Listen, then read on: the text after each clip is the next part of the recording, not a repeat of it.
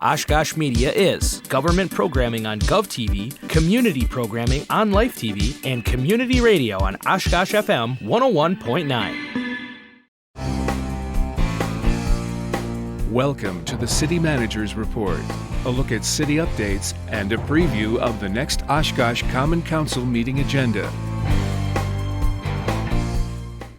And welcome to the City Manager's Report. I'm Andy Radig, joined by your City Manager for the City of Oshkosh, Mark Roloff. Mark, thanks for being on the show today. Great to be here, Andy. All right, in the first half of today's show, we'll be talking about some municipal news highlights and updates going on around town. And then after a short break, we'll come back and talk about the agenda highlights from this upcoming Tuesday, February 9th Common Council meeting. So, Mark, we have a lot of different topics we're talking about in the first half of today's show. We also sort of start off with some updates about the COVID situation and everything involved going on. I know that there's been a lot of buzz about vaccination lately, and I know that there's some information that people can seek out through the city's website.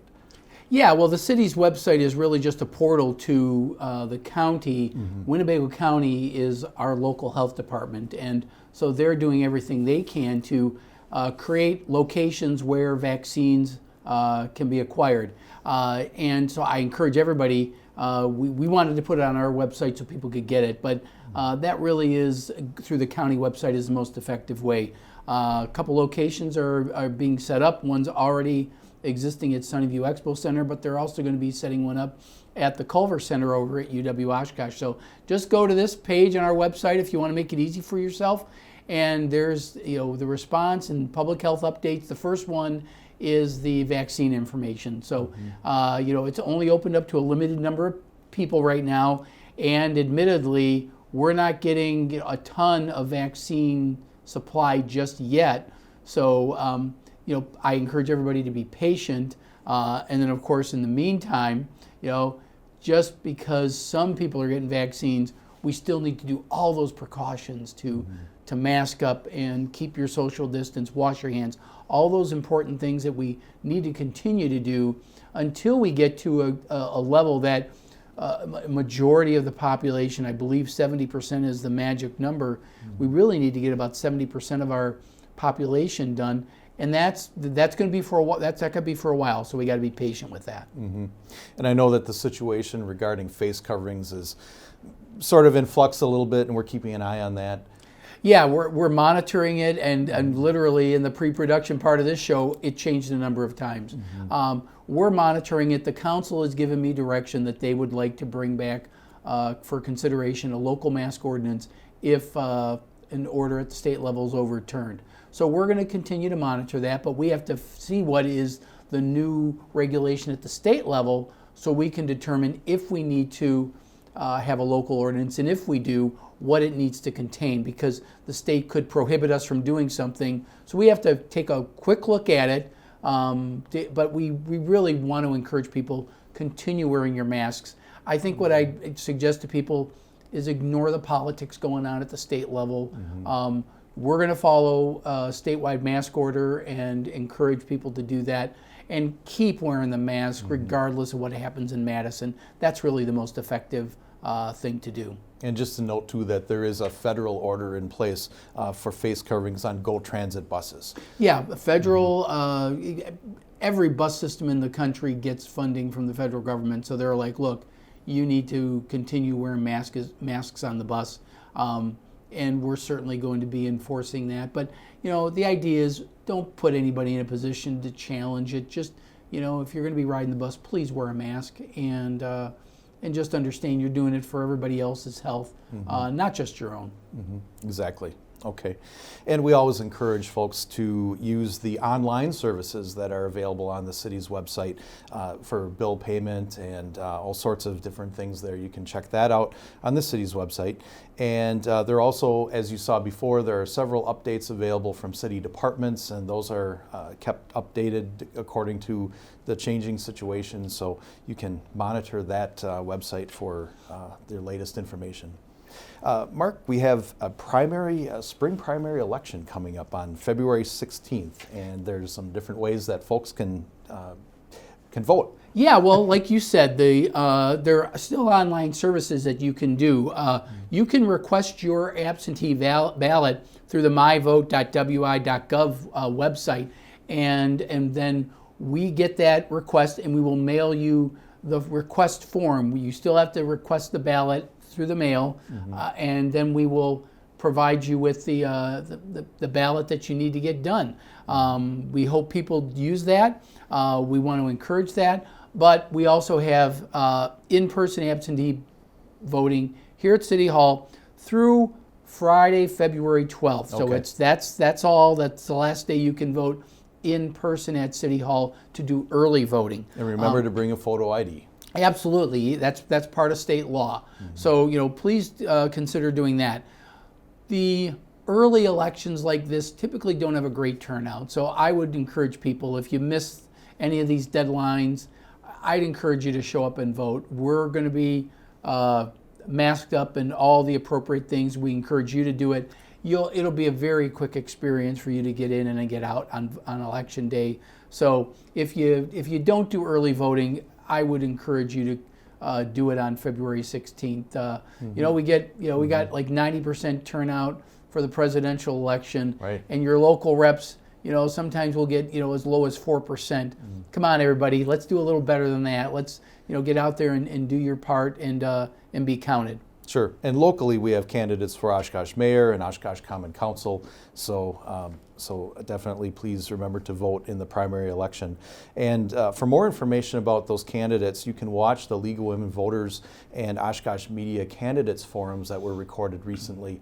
Those are available on the Oshkosh Media website and on the YouTube channel. So be looking out for those, and you can learn more about your candidates. Okay, and Mark, some good news. We always need some good news. So the recent Oshkosh Fire Department food and toy drive was fairly successful this year. Yeah, it was successful. It was just a little different because of we didn't do door-to-door driving with the fire truck and Santa and everything. We just pretty much did it over at the stations. The dollars and the food and monetary donations were down a little bit. The toy donations were up, so we thank everybody for their generosity. The retail value of the toys was up $10,000 from last year, which is really That's cool. great. But you can see some of the stats here. Over 4,800 pounds of food, nearly $2,000 in cash, and over 2,600 toys with a value of $36,000. And our fire department, their staff volunteers to do that. So it's a great initiative that they have, and I want to thank them, and I know Chief Stanley is proud of his people as well. So happy to do that, and we just want to thank them for caring so much about our community to get this done. Very good. Good to see those totals. And then also, Mark, the Oshkosh Senior Center is looking to reopen responsibly with some added enhancements to their services. So I know that they have some different events coming up. Yeah, they're gradually, getting more people in, still practicing all the social distancing and everything you need to do. But they've got some events planned. It's going to be a Valentine's lunch. Normally they've had it at the Senior Center. It's going to be a drive-up event. You can pull up, grab and go food, but it's still a fun thing to get out. I hope the weather's cooperating for everybody that day. But that's Friday, February 12th, so be on the lookout for that. The exercise classes, we're going to be increasing the capacity from 10 to 14, so hopefully get a few more people in the door for that. And then for the time being, the fitness center is open by appointment only, 7 to, I believe, 7:45 a.m. That's right. And 10 until 2 in the afternoon. We're going to be expanding that a little more and allow some drop-in, but stay tuned for those details. But for now, we're going to be able to do that. And then they're going to be looking at the tours that the Senior Center provides. They're going to be looking for some limited trips with, smaller capacity than in the past, but still be able to do those things. And there's lots of information. So, if you follow the Senior Center activities, their Facebook page, look for the newsletter.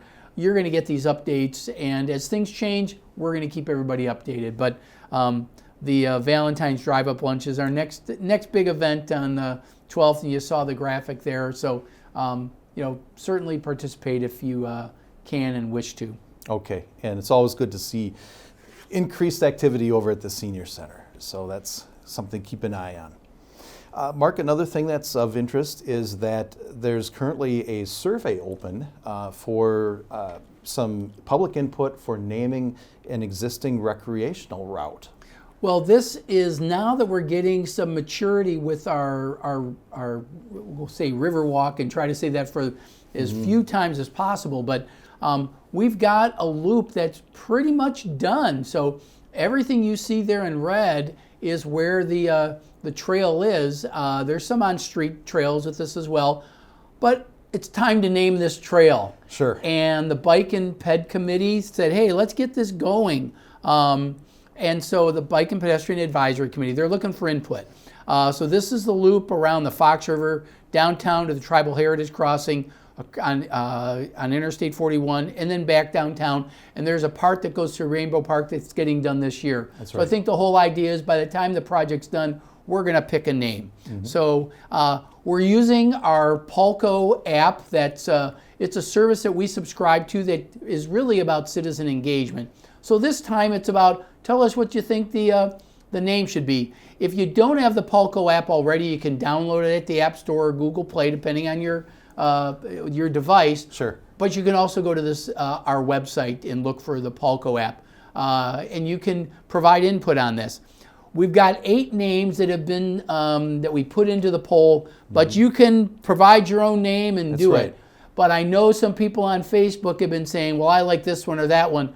That's not where you vote. You vote through Palco. So while we appreciate the engagement, you know, if you want your vote to be counted, get it in there. And we're going to take a look at all these ideas and try to figure out which one, and then we'll bring it back to the Bike and Ped Committee to get some input on it. So please look it through the Palco app. It's a great way to get engaged. And once you sign up for Palco, then we'll let you know about other surveys that are going on. Right. It covers a wide variety of things. Right. Including our annual citizen survey. So then you'll be automatically signed up to be able to participate in that. And the whole idea is to get everybody engaged and give us your opinion. You know, you may not agree with everything we do, but we really need your input to get a good slice of where the public is on certain things. And I love the engagement. I take a look at those polls and really take them to heart. And I get some great insight, even over and above the poll results themselves.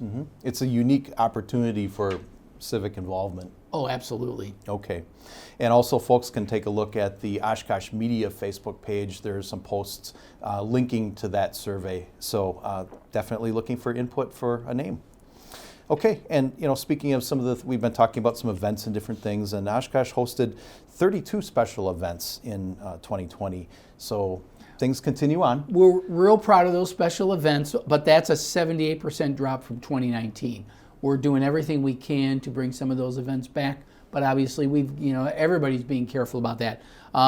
And we're looking at events coming forward. We got a handful on the agenda for this coming Tuesday. Right. So they're going to continue. But we got some really great news just the other day. Right. The state basketball tournaments.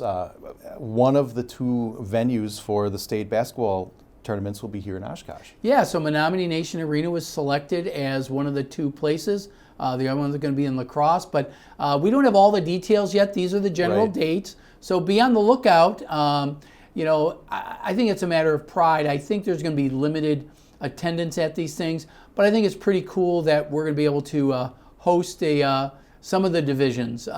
We don't know exactly which divisions yet, but soon to be announced. But stay tuned, yeah. So hopefully, hopefully we'll get that information soon. But we're real excited about this. Yeah, that is exciting, and also exciting is the ice rink over at Roe Park. That's been a hit. It has. I mean, it took a while for things to freeze up, and maybe with some of the cold we're having now, it might be too cold, and so we can't have it too cold, but we can't have it too warm. So it's sort of in that middle area. Right now, it's doing real well, even though the snow there is covered at this point. That's all cleared off now, and we look forward to people participating. So just keep an eye on the Parks Department Facebook page for what the status of the rink is, but we certainly want people to make use of it. It's a beautiful facility set up for this winter, and so anytime you can get out is going to be great. Okay. And speaking of winter, winter brings snow sometimes here, and just a few reminders for folks about snow removal. Absolutely. Just a reminder, especially with sidewalks and everything, snow must be removed within 24 hours of the end of the snow event. So, please be aware of that. If you could clear snow from around fire hydrants, especially if it's on your property, clear ice from the sidewalks, not just the snow. And if you're on corners, you got to clear that as well. You can use the Connect Oshkosh app if you see locations that don't have snow removed. We want it to be safe for everybody. We're not looking for people to snitch, but if you're aware that a site is not being cleared, make us aware of it, and we'll take care of it. And the other thing I would say is, even though we aren't necessarily declaring a snow emergency, we want people to be aware. If you can avoid parking on the streets, sure, it makes snow removal go a lot easier. And then we don't have those piles in the road. So. Exactly. Okay. And one last item that we have, Mark, real quick, is just that if we could remind people to save the date for an upcoming virtual event this year, the State of the City 2021. It's coming up on March 22nd. Yeah, we're going to do this on Facebook Live and then program it and show it on City Cable 10. But it's going to be all virtual, State of the City, and a few awards. We're not going to be doing the exhibit expo for obvious reasons, because we can't have everybody there. But I think you'll see a great event. Our friends here in Oshkosh Media are working really hard to make this different, but still the same enthusiasm and vision that we set for every State of the City. So it'll be premiering on Monday, March 22nd at 7 p.m. So look forward to that. We'll keep plugging it, so we're happy about it. Okay, very good. Well, Mark, I think it's time to take a break. So we'll take a quick short break here, and we'll come back to talk about some agenda highlights from the upcoming Tuesday, February 9th Common Council meeting. So please stay tuned.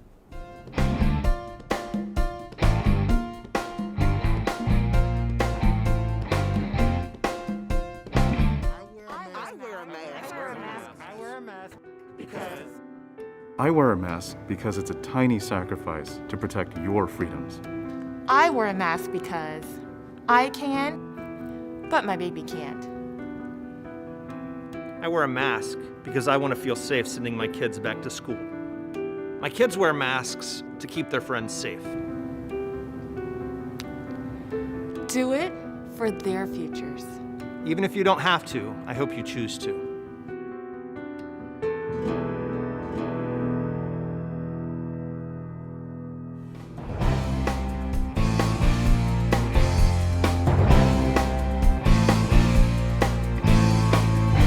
Welcome back to the City Manager's Report. I'm your host, Andy Radig, joined by your City Manager, Mark Roloff. Taking a look at the upcoming Common Council meeting for Tuesday, February 9th. We have a few highlights that we're talking about today, Mark.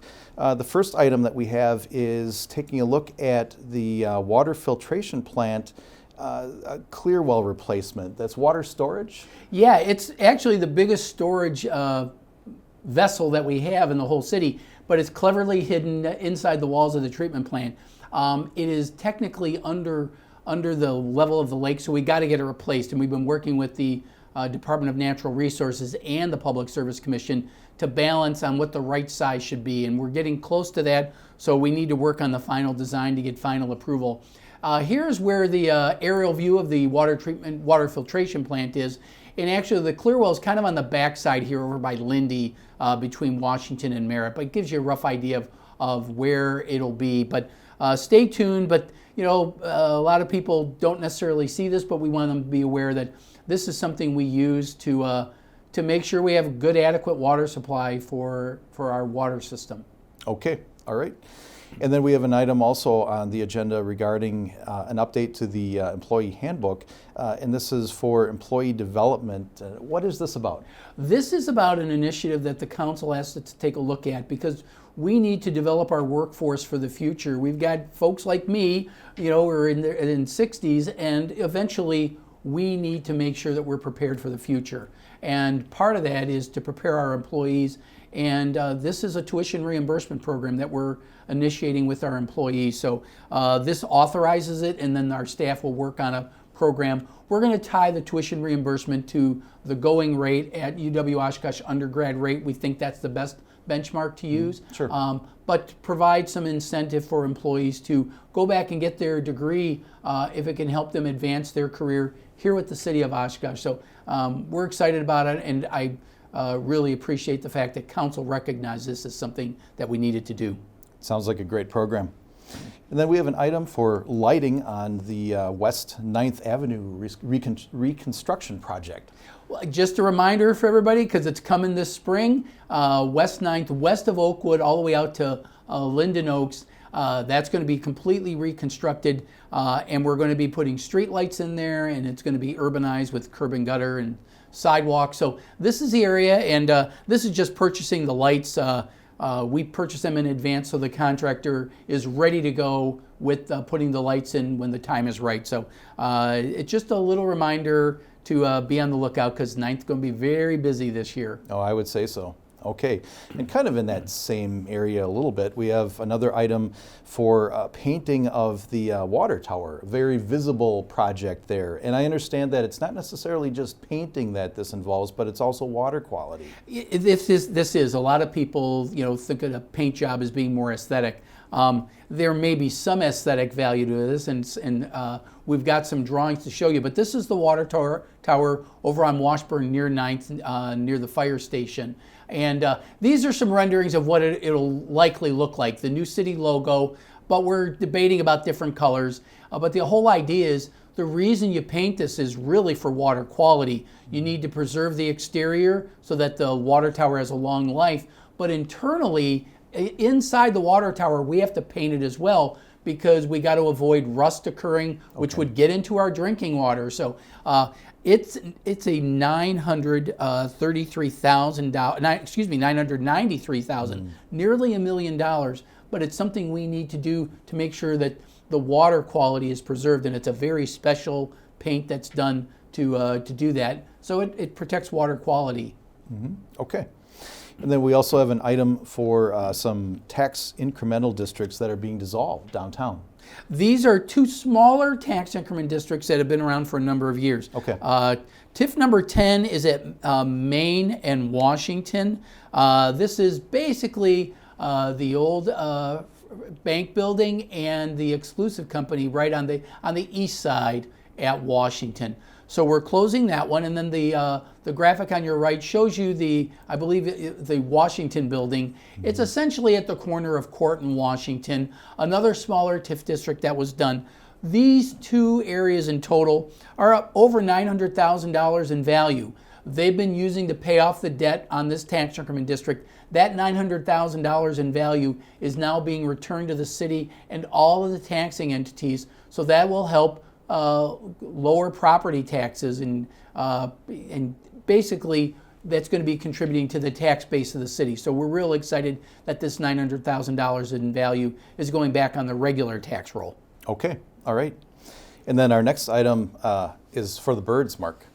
Yeah, that's very true. But this is a good thing. We are so proud of our Bird City, Wisconsin designation. So what this does is annually we have, it's called Migratory Bird Day, and we're one of the handful of communities that recognize as a Bird City, and our sustainability board works with our staff to make sure that we do all the right things to get this, and essentially creating the appropriate habitat for migratory birds to be able to use Oshkosh as a layover as they're going north or south, depending on the season.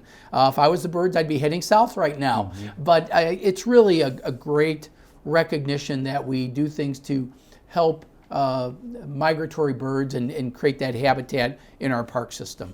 Okay. And then we have another item where it looks like we have some interest rates that are decreasing. Yeah, well, this is for our special assessments. When we have a repayment plan, if people choose to enter our repayment plan, usually it's about a 10 or 15 year repayment, we set an interest rate that we charge. And with the interest rates having stayed so low for so long, right, the Long Range Finance Committee took a look at it, our finance department took a look at it, and what is being proposed is to lower the rate from 6% to 4% for all new projects. So if you're paying 6% now, sorry, you're still going to be paying 6%, but the new projects will now be doing 4%.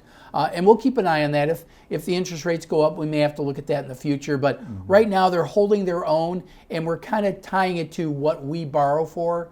And so if we borrow, right now we're borrowing at less than 2%. So it's just a 2% bump above that, and we just round it to an even number, so it happens to be 4. Okay, well that's a good benefit there. And then we have another item, taking a look at a selection study for a updated GO Transit Center downtown. We've received some federal funding for a new transit center, and we're looking at various sites in the downtown area. These site options were presented to the Plan Commission just the other day, and the site that we currently have for the transit center is pretty much the selected site. Now this long-term perhaps looks at acquiring some other properties. That's a long process.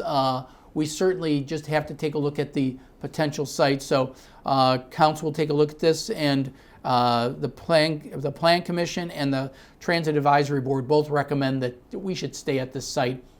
It's very close to a lot of facilities that transit riders use, and so then we'll start looking at what properties we need to acquire long-term to get this project done. So, but we did receive over $4 million in federal money through the CARES grant. That's right. And part of it was that we don't have facilities that can really lend itself to being safe for this. We don't have restrooms for our drivers, and a place for them to warm up between calls. And it's just not, it needed updating. It wasn't very safe. So part of the idea is to get this going. And so within the next few years, we'll probably get plans made to get it done. Okay, all right. And I know that site gets a lot of use, so it'd be good to see an update there. Okay, and then also there's an upcoming meeting with local legislators. I believe that'll be a virtual online meeting. And is this related to your goals? Well, it kind of is, but we haven't had a meeting with our legislators to tell them about things that are important for Oshkosh in particular. And yeah, one of the things that the council has set for a goal for me is a program that, I think the general citizen understand that they may not be aware of this, but there's a program called the Municipal Services Payment Program. And it's to reimburse the city for costs associated with us delivering services, and specifically in our case, police and fire, to all the state-owned properties that are in the city of Oshkosh. And there are quite a few here. In fact, the value is nearly $800 million in property that is in the city that is not subject to taxation. The purpose of this program is to reimburse us. And as much as 15 years ago, we were only getting about 80 cents on the dollar of what we should have been getting. Now it's down to less than 35 cents on the dollar. So we're really getting shortchanged on that. Okay. So what that means is, how much are we getting shortchanged? We're getting shortchanged nearly $2 million. And what that means is that you and I as city taxpayers are picking up that tab because the state isn't. We shoulder a lot of burden for costs for police and fire for all these state-owned facilities, be it the university, the prison. And I'm happy to have those facilities in the city, but people that, you and I, if we don't live in the city but we work there, the city's not gaining from that. So we need to be fair to the taxpayers of the city of Oshkosh, and we need to get this reimbursement, and we're going to talk to the legislators about that. Just trying to get our fair share. That's all. Okay, all right. Well, Mark, I think that's about all that we have time for today. We have quite a bit that we've gone through. So thank you for being here. Always a pleasure to do it, Andy. Okay. And again, that next Common Council meeting is coming up on Tuesday, February 9th, and that can be seen live on GovTV, which is Spectrum Channel 10, UVerse Channel 99, and streaming on YouTube and OshkoshMedia.org. Or if you prefer, you can listen to it on the radio on Oshkosh FM 101.9, which is also online, and on the TuneIn Radio app for phones and tablets. So thanks again for joining us today, and please join us again in 2 weeks for another City Manager's Report. Stay safe and stay well.